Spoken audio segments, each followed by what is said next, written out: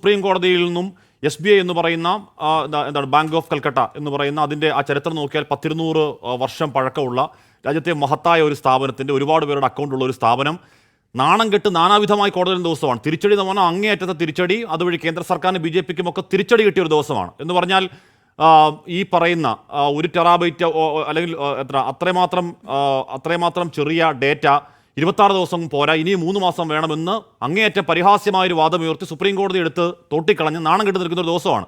ആ ദിവസം തന്നെ ഈ വിജ്ഞാപനം വരുന്നതിൽ വാർത്ത മറയ്ക്കാനാണ് എന്ന് പ്രതിപക്ഷം ആരോപിക്കുന്നുണ്ട്. അതല്ല, ഇലക്ഷന് തൊട്ട് മുമ്പ് വർഗീയ ധ്രുവീകരണത്തിലുള്ള നീക്കമാണെന്ന് പ്രതിപക്ഷം ആരോപിക്കുന്നുണ്ട്. പക്ഷേ അമിത്ഷാ ഈ അടുത്തും പറഞ്ഞതാണ്, തെരഞ്ഞെടുപ്പിന് മുൻപ് തന്നെ ഇത് നിലവിൽ വരുമെന്ന് പറഞ്ഞതാണ്. അവർ വാക്കുപാലിക്കുന്നു എന്ന അർത്ഥത്തിൽ കൂടി കണ്ടുകൂടെ CR?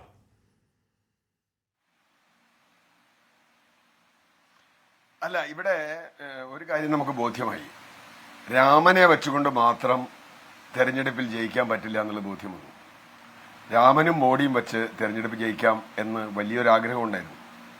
അത് പൊളിഞ്ഞു. ഇപ്പൊ കിട്ടാവുന്ന സഖ്യകക്ഷികളിലൊക്കെ പിന്നാലെ പോകും. ആന്ധ്രയിൽ ചന്ദ്രബാബു നായിഡു, ഒറീസയിൽ ഭരണകക്ഷി പ്രതിപക്ഷം ഒന്നിച്ച് ഇപ്പൊ അകാലിദളിനെ പിടിക്കാൻ പോണു. വലിയ വീരവാദമൊക്കെ പറഞ്ഞു. കടുത്ത തിരിച്ചടികൾ BJP ജനങ്ങളിൽ നേരിടുക. കർഷക സമരത്തിന്റെ ഒക്കെ നമ്മൾ വേണ്ടു. ഞാൻ ചോദിക്കട്ടെ, ആ ഇലക്ഷൻ കമ്മീഷൻ രാജിവെച്ചതിൽ പരം നാണക്കേട് ഈ ലോകത്തുണ്ടോ? 3 ഇലക്ഷൻ കമ്മീഷൻ വേണം എന്ന് നിയമമുണ്ട്, അത് വച്ചില്ല. അതിന് തന്നെ പ്രത്യേക നിയമം ഉണ്ടാക്കി. ഞാനും എൻ്റെ ചേട്ടനും സുഭദ്രയും കൂടി ഒരു ട്രസ്റ്റ് ഉണ്ടാക്കി, അങ്ങനെ ഒരു സംഭവം ഉണ്ടാക്കി, അത് വെച്ച് കൊണ്ടുവന്നു. ഓക്കെ, സുപ്രീം കോടതി വിധി മറികടക്കാനാണ് ആ നിയമം കൊണ്ടുവന്നത്. KJ ജോസഫിന്റെ വിധി മറികടക്കാൻ ഒരു നിയമം കൊണ്ടുവന്നു. എന്നിട്ട് ഒരാളെ വെച്ചു.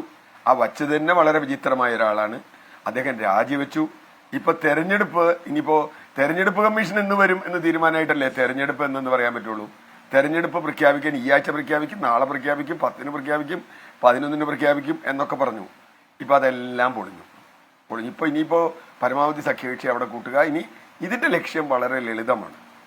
ഈ നിയമം യഥാർത്ഥത്തിൽ ഒറ്റ വായനയിൽ ഇപ്പോൾ ഒരു കുഴപ്പമില്ല. ഒരു അന്യരാജ്യത്തു നിന്ന് വരുന്ന ആളുകൾക്ക് പൗരത്വം കൊടുക്കുന്നതിന് നമ്മളാരും വിരോധമില്ല, പൗരത്വം കൊടുക്കുന്നതിന് ആർക്കും വിരോധമില്ല.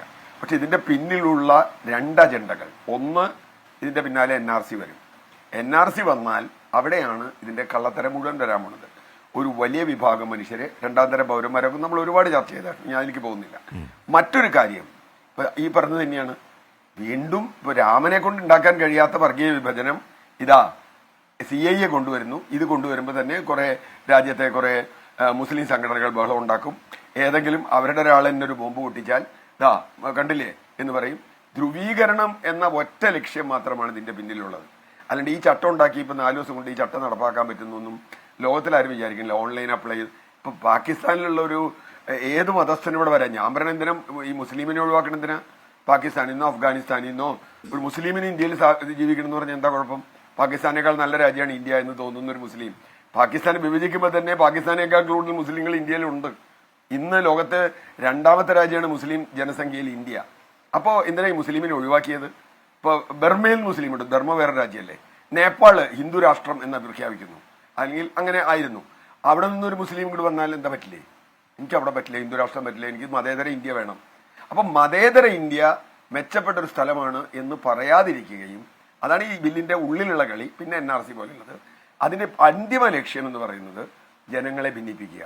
ഇതിന്റെ പിന്നിൽ ഇപ്പോൾ യഥാർത്ഥത്തിൽ ഇതിനെ എതിർക്കേണ്ടത് മതന്യൂനപക്ഷങ്ങളല്ല, അവരല്ല എതിർക്കുന്നത്.